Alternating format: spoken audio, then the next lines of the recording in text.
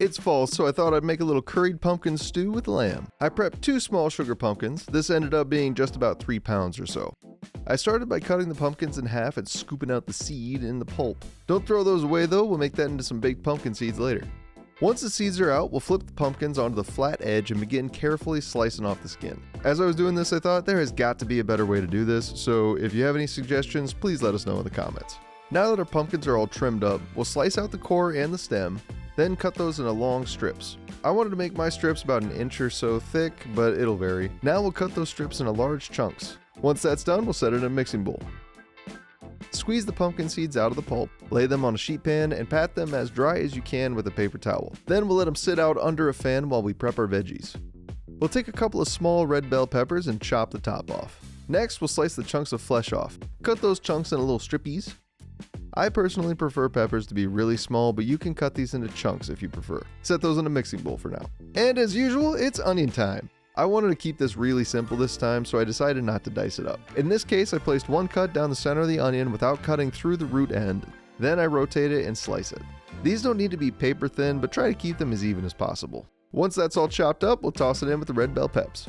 Once the pumpkin seeds are mostly dry, we'll pour those in a mixing bowl, cover the seeds with a tablespoon or so of olive oil, then we'll hit it with a little salt and pepper, a half a teaspoon of paprika, about a half a teaspoon of onion powder, and about half a teaspoon of smoked paprika. Give that a good mixing to make sure all the seeds are covered in our seasoning. Then we'll put them back on a baking sheet and spread them thinly. Toss that in the oven at 300 degrees for 45 minutes to an hour or until they're nice and crisp.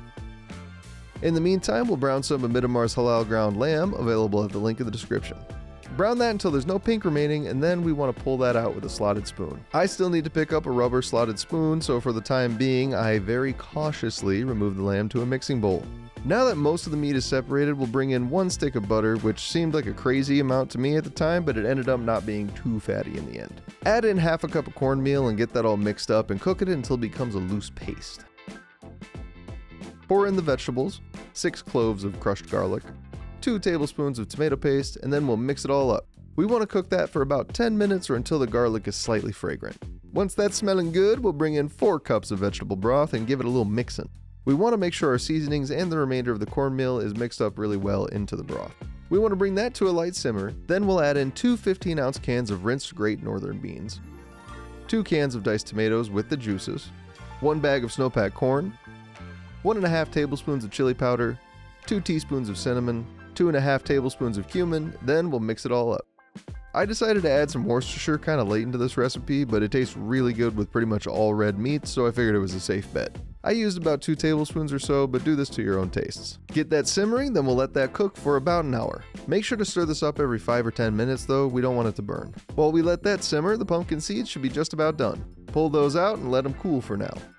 Once the stew has had time to stew, we're going to give it 1.5 tablespoons of garam masala and a little salt and pepper.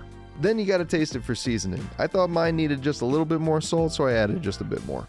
Once I got the stew tasting how I liked it, I added our lamb back in and mixed it all up. It's all cooked, so we just need to get the lamb warmed and that fat mixed in. And that's it. Serve it up with some shredded Monterey Jack cheese and the seasoned pumpkin seeds and enjoy.